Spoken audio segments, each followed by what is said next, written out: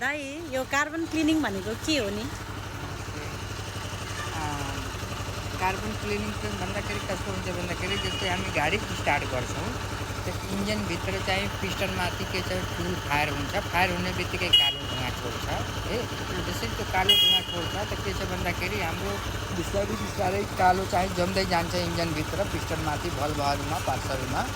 के छ भन्दाखेरि यो वर्षौँ गाडी गुडिसकेपछि के हुन्छ भन्दाखेरि त्यो कार्बन चाहिँ हार्ड भएर जमेको हुन्छ इन्जिनभित्र। अब त्यही कार्बन चाहिँ हामी क्लिन गर्ने यो प्रोसेस गरिरहेछौँ। अब कार्बन क्लिन गरिसकेपछि के छ भन्दाखेरि जस्तै हाम्रो इन्जिनमा भाइब्रेसन हुन गएको वा इन्जिनको आवाज हुनको हुन गएको, पिकअपको कमी हुन गएको, माइलेजको कमी हुन गएको, हाम्रो प्रदूषण बढी भएको, आरपिएममा फल्ट गर्ने, स्टार्टिङ ग्राउन्ड लिने भन्दाखेरि कार्बनले गर्दा यस्तो कुनै समस्या रहेछ भने क्लियर हुन्छ। दोस्रो कुरा के छ भन्दाखेरि अब भित्रको कार्बन क्लिन भएपछि भित्रको पार्ट्सहरू नै फ्रेस हुन्छ। फ्रेस भएपछि स्वतः इन्जिनको आयु लामो हुन्छ भनेर यो प्रोसेस गरिन्छ इन्जिनमा। ए यो चाहिँ अहिले हाम्रो बाइकको कार्बन क्लिनिङ हुँदैछ बुटवलमा हो। यो चाहिँ केही भनिदिनुहोस् न, यहाँ के नेपालकै पहिलो भन्नुहुन्थ्यो अघि हजुरले? जस्तै यो ब्याट्री रिजेनेरेसन यहाँ मसिन हेरिराख्नु भएछ अनि काम पनि भइरहेछ होइन।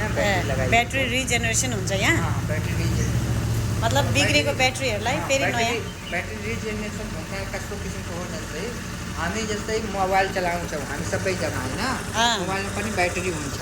अब नयाँ मोबाइल लिँदाखेरि हामी सुरुमा 100% चार्ज गरेर 12 घन्टा चलाउँछौँ भन्दाखेरि त्यही मोबाइल 1 साल पुरानो भएपछि 100% त चार्ज गर्छौँ तर 12 घन्टा चल्दैन। के छ भन्दाखेरि ब्याकअप घटेको हुन्छ। यस्तै हरेक ब्याट्री चाहिँ ब्याकअप घट्दै घट्दै ब्याट्री बिग्रिने हुन्छ।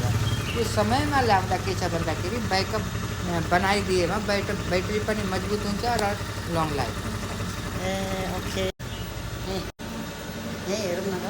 यसरी ब्याट्री चाहिँ पुरानो यसरी फाल्ने बेलाको हामीले जुन पहिले फालेको थियो त्यस्तो ब्याट्रीहरू चाहिँ सबै रिजेनेरेट हुन थालेको रहेछ।